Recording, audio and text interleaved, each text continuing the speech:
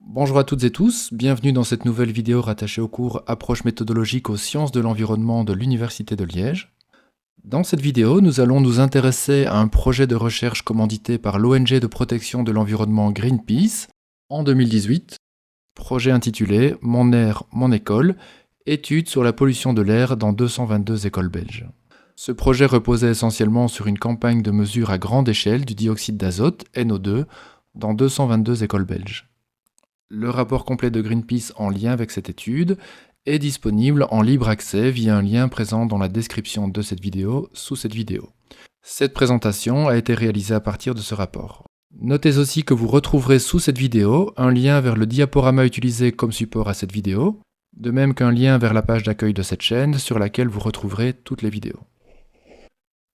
Voici à gauche un aperçu de la page de couverture de ce rapport.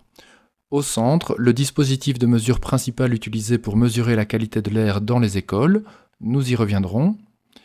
Et à droite, un aperçu du cadre d'évaluation de la qualité de l'air utilisé dans cette étude, nous y reviendrons également. Commençons par contextualiser quelque peu cette étude. Il est important de savoir qu'en Belgique, les émissions liées au trafic routier constituent la principale source de pollution de l'air. En particulier, les émissions de dioxyde d'azote, NO2, et de particules fines causent des dommages énormes à la santé, notamment chez les enfants, à travers une série de maladies telles que asthme, allergies, infections pulmonaires et cancer. Dans ce contexte, les objectifs poursuivis par cette étude étaient d'en savoir plus sur la qualité de l'air dans et autour des écoles primaires belges et sur les effets sur la santé de cette qualité de l'air, mais également d'évaluer s'il y a des différences de qualité de l'air entre les écoles situées dans des zones urbaines et des zones non urbaines, et s'il y a des différences entre les écoles, d'évaluer le lien éventuel entre ces différences et les éventuelles politiques d'organisation interne propres aux écoles. Et enfin, quatrième objectif, d'évaluer les possibilités dont disposent les écoles pour améliorer la qualité de l'air qui y circule. Cette étude avait également pour objectif plus général de formuler des recommandations de dispositifs pour aider les écoles à lutter contre la pollution de l'air. Intéressons-nous maintenant aux aspects méthodologiques de cette étude, en commençant par identifier les différents intervenants. L'investigateur principal est donc l'ONG de protection de l'environnement bien connue Greenpeace. C'est elle qui a financé et commandité cette étude. La population étudiée correspondait à 222 écoles primaires belges. Cette étude a reçu l'aide d'une série de partenaires dont les logos apparaissent à l'écran. Et enfin, notons en particulier que l'étude scientifique en tant que telle a été sous-traitée à une firme d'ingénierie néerlandaise indépendante et spécialisée dans la qualité de l'air, Bureau Blauw, dont le site web est mentionné sur la dia. Nous pouvons dès à présent insister sur la question de l'indépendance de l'organisme en charge de l'étude scientifique, indépendance qui est évidemment très importante. Nous remarquons ici que cet organisme est un organisme étranger, sur lequel les autorités belges n'ont fort probablement aucun moyen de pression ou d'influence. A l'inverse, nous pourrions imaginer qu'un organisme qui dépendrait d'une autorité belge pourrait potentiellement recevoir certaines pressions, par exemple par rapport à des résultats d'analyse qui révéleraient un problème de qualité de l'air trop important et dérangeant. Alors évidemment, l'ensemble des écoles primaires belges ne pouvait bien sûr pas être analysé étant donné les moyens limités disponibles pour cette étude en temps et en argent. Il était donc important de réaliser un échantillonnage d'écoles sur le territoire étudié, c'est-à-dire une sélection d'une partie des écoles primaires belges. Afin d'identifier les écoles primaires participantes, dans un premier temps, une invitation à s'inscrire au projet a été lancée de manière assez large vers les écoles, grâce à l'aide des partenaires de l'étude. Suite à cette invitation, 458 écoles se sont inscrites sur base de leur intérêt, exprimé par des directeurs, des enseignants ou encore des parents. Et sur ces 458 écoles, seulement 222 ont pu effectivement participer, suite à l'obtention de l'approbation nécessaire de la direction de l'école.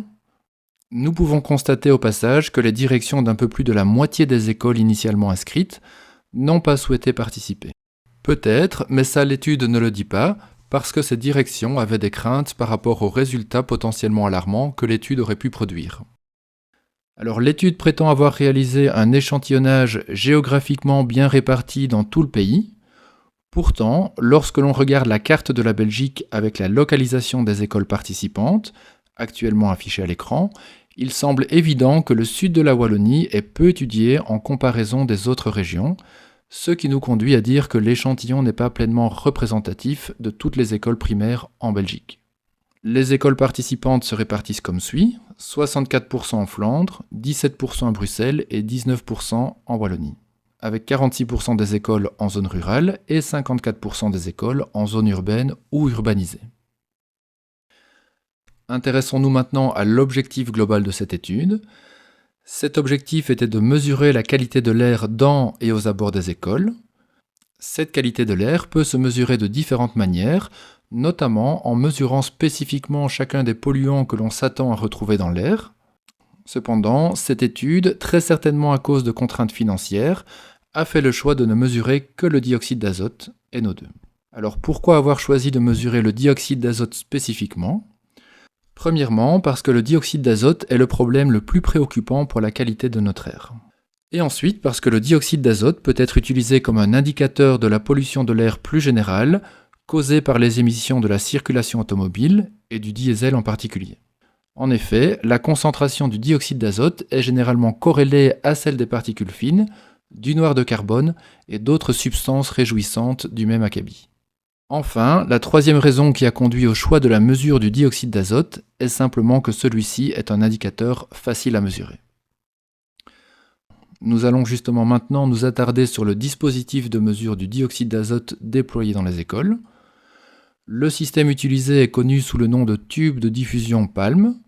Ce dispositif présente les avantages de ne pas coûter cher, d'être facile à mettre en œuvre, et il constitue une méthode largement utilisée, produisant des résultats comparables à ceux d'un équipement de référence de mesure continue par chimiluminescence, qui lui coûterait beaucoup plus cher. Tel qu'illustré dans la dia, ce dispositif correspond à un simple tube contenant un tampon imprégné d'un adsorbant. Le tube est simplement placé à l'endroit de mesure et ouvert pendant 1 mois, en hiver, puis fermé et analysé en laboratoire.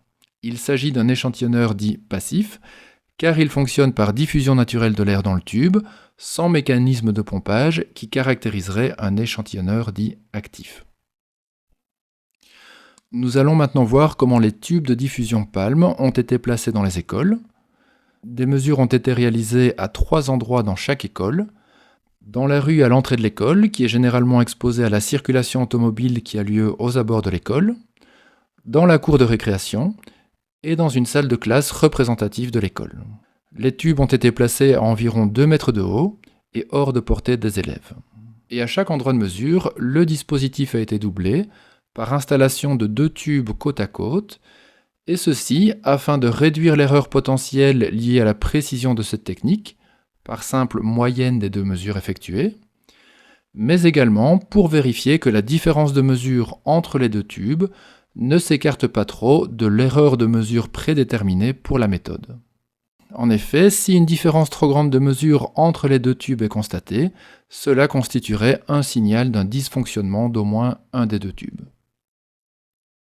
Comme déjà mentionné rapidement tout à l'heure, la campagne de mesure a été sous-traitée à une firme d'ingénierie néerlandaise indépendante et spécialisée dans la qualité de l'air, Bureau Blow.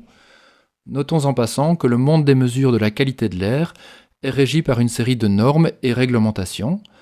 Et dans ce cas-ci, Bureau Blow effectue les mesures en respectant une norme européenne bien particulière, est agréé pour effectuer des opérations importantes conformément à une autre norme, et est accrédité pour l'analyse de dioxyde d'azote par tube de diffusion PALM. En plus des mesures de dioxyde d'azote, une série de données complémentaires ont été collectées via un questionnaire adressé aux écoles par formulaire Google ou papier. L'objectif était de collecter des données contextuelles supplémentaires pour chaque école pour faciliter l'interprétation des résultats issus des analyses de laboratoire. Un aperçu du questionnaire utilisé est visible à l'écran. Il aborde des questions comme par exemple la proximité de l'école avec un arrêt de bus, la présence d'un canyon urbain, la limitation de vitesse sur l'axe routier passant devant l'école, etc., etc. Nous en arrivons à un point important de la méthodologie, la définition du cadre d'évaluation des résultats de mesure de la qualité de l'air. C'est-à-dire, en d'autres mots, la définition du référentiel utilisé pour apprécier les mesures réalisées. Le cadre de mesure utilisé dans cette étude utilise comme unité une concentration annuelle moyenne en microgrammes de dioxyde d'azote par mètre cube d'air. J'insiste ici sur le fait qu'il s'agit d'une concentration annuelle moyenne. Cela aura toute son importance dans la suite de la présentation. Selon l'étude, la valeur limite annuelle européenne pour le dioxyde d'azote est la même que la valeur recommandée par l'Organisation mondiale de la santé, l'OMS, soit 40 microgrammes de dioxyde d'azote par mètre cube d'air. Cette valeur de 40 microgrammes de dioxyde d'azote par mètre cube d'air a été utilisée dans l'étude comme valeur seuil servant à définir la plus mauvaise classe de qualité de l'air correspondant à un air de qualité inacceptable légalement, en rouge foncé dans le cadre de mesures affichées à l'écran. Les classes de concentration inférieures correspondent successivement à de l'air de mauvaise qualité, de l'air de qualité médiocre, de l'air de qualité acceptable et enfin de l'air de bonne qualité en vert. Nous allons maintenant nous intéresser aux résultats de cette étude et en particulier à la manière dont ils sont présentés. Cette première dia de résultats présente dans le tableau pour les 3 types de sites étudiés, à savoir rues, cours de récréation et classes, le nombre d'écoles correspondant aux différentes classes de qualité de l'air définies dans le cadre d'analyse préalablement présenté.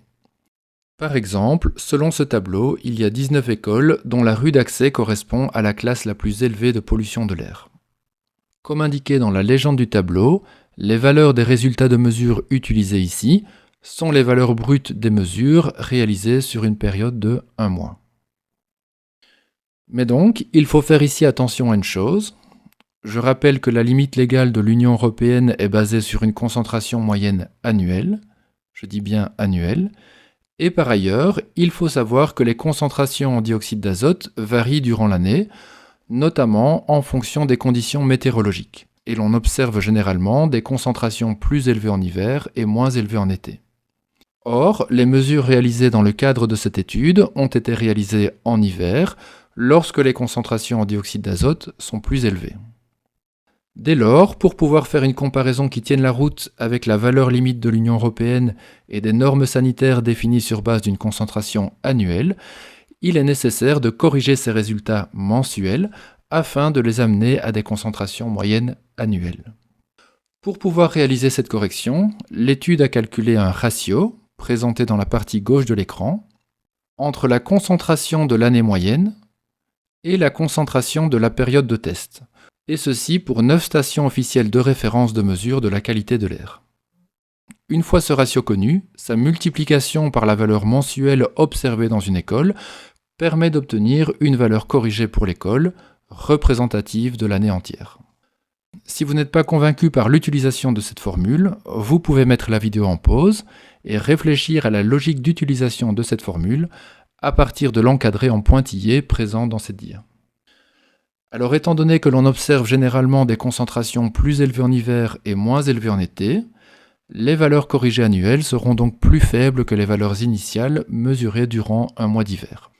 On peut d'ailleurs constater que le tableau de résultats corrigés affiché à l'écran présente moins d'écoles concernées par les classes de pollution les plus élevées que le tableau initial. Par exemple, après correction, il n'y a plus que 5 écoles dont la rue d'accès correspond à la classe la plus élevée de pollution de l'air, alors qu'il y en avait 19 dans le tableau initial de la dia précédente que revoici pour comparaison. Cette correction change donc assez fortement les résultats, et il était donc important de l'implémenter et de l'expliquer. Voici une autre manière de présenter les résultats du nombre d'écoles dans chaque catégorie de qualité de l'air pour les mesures de rue, pour information.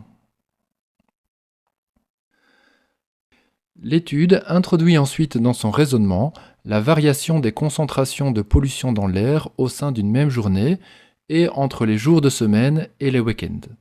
Le graphique présenté à l'écran, issu de stations de mesure officielles en Belgique, montre l'évolution de la concentration en dioxyde d'azote un jour de semaine.